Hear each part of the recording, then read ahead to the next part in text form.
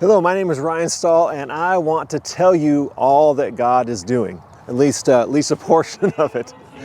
I'm excited to tell you a little bit about what God has been doing in our lives the last several years. The story starts in the fall of 2018. God was just stirring in our hearts, our family's hearts, this heart for the persecuted church, brothers and sisters around the world that have quite a different experience being a Christian than we do here in America. There's brothers and sisters around the world that are treated very poorly, whether it be from the government, whether it be from radical groups, or whether it be just other fellow countrymen. Now, our heart was stirred because there's organizations out there that you can pay $5 to get a Bible in the hands of someone that either can't afford one, or they have no way of getting it, or it's illegal to have one. So this spurred something in us, and it started motivating our entire family. So you start looking around your house and saying, man, what can I sell for $5 so I could buy a Bible for somebody? Anyway, this went on for several months. Actually, the funny part is one of the first things my wife asked me is, hey, could I sell our bed? And I'm thinking, well, you want to sell our bed? I'm kind of a little bit confused, but her heart was, man, if I could just sleep on the floor, on like a camping mat, then it helps me to be in tune with our brothers and sisters overseas that are on a cold concrete floor, that are in prison because of their faith. So our whole family got involved in this. We were selling our possessions, getting rid of things, and we thought, gosh, what else can we sell? What else can we do to help our brothers and sisters overseas? So with this went on for several months. Even our kids were putting play sets together, Legos together, putting them on Craigslist to sell, so they get money to buy chickens for somebody through, let's say, Compassion International. And this heart was just stirring and more. So in early 2019, we just had this thought of, well, when should we sell our house? It wasn't a matter of if we're going to sell our house, it was more of a matter of when we're going to sell our house. We thought, gosh, if we could live a little bit more simply, get a smaller place, maybe get a condo, something where we could live more sacrificially to be able to give more sacrificially. Because you really think about it, it's like, what do you really need? And our brothers and sisters around the world are suffering or don't have Bibles. Here's an opportunity for us to give to them. So about that time we were thinking about selling our house, God kept laying on our heart saying, well, what is preventing you from going overseas? What's stopping you from going over there and serving the persecuted church? So we said, gosh, I don't know, what is stopping us? So we started contacting some agencies, one of them doing some Bible translation, and they helped us to determine that probably wasn't the best fit for us, not something that would be exactly what we were looking for. So I was at a regional pastor's overnight about that time as well, and talking with a co-pastor, and he mentioned the name Run Global. Now I knew about Run Global. I'd been on their email list for many years, and he said, gosh, they're always looking for help. They're looking for more people that can come alongside. So after that retreat, I sat down and sent an email to Mike Cater, and I said, hey Mike, this is who I am. This is what's going on. This is how God is stirring us, and it feels like he's calling us to missions. So we had many conversations back and forth, and he said, yeah, why don't you come? He said, I don't want to be your boss, but I want you to find your place in ministry. So fast forward, we sold our house, sold all our possessions, got rid of our vehicles.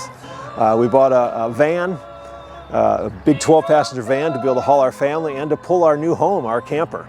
And then in October of 2019, we were on a plane to India. We spent 3 months in Nepal, traveling with Mike and Sue, and then we spent 3 months in India traveling and visiting some of the teams there.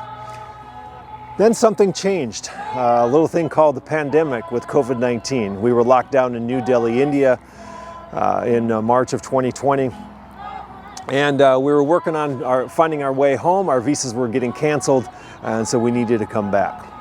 So we were gone for 6 months. We come back to the United States, and God had done this huge work to break us out of this mold that we were in.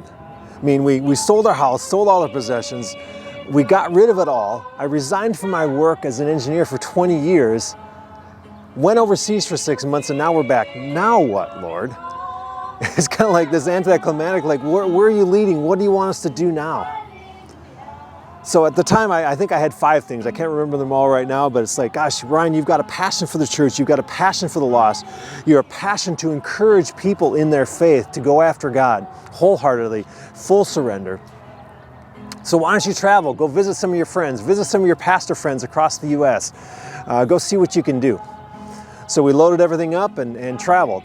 visited some family, spent some time back in Minnesota where we lived for many years, traveled down through the Midwest, visited some friends in Oklahoma, many stops along the way, up through Colorado, Utah, California. Long story short, ended up in Southern California in the fall of 2020. And partnered there with the church for about 7 months. And then during that time, we started saying, gosh, what more can we do? How else can we outreach? What other things can you have us do, Lord? What things could we do to step out in faith? So we decided to go start knocking on doors. How could we go evangelize? How could we go and impact more souls by meeting more people in the neighborhoods? So we did that, and it wasn't easy. It wasn't easy for a very long time. And even today, after 3 years doing this, it's not always easy going out there.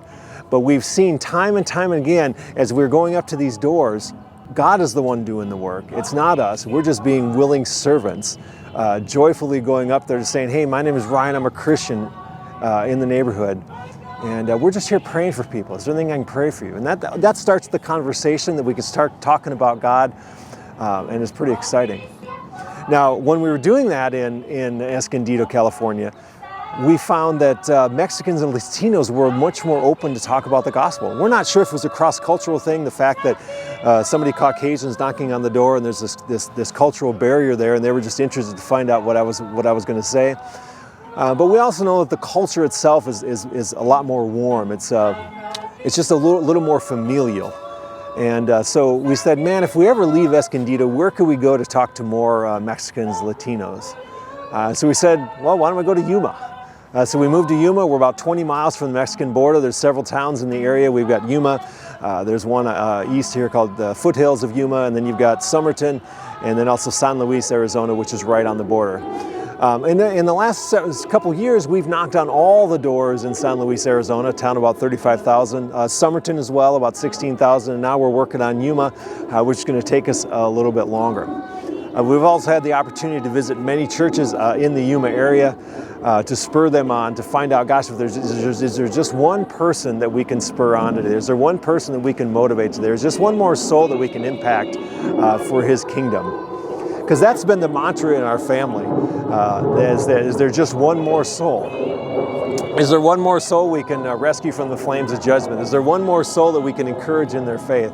Is there one more soul that's life will be different today than it was yesterday? Is there one more soul that can be impacted for eternity? That is the heart. That is what God is doing.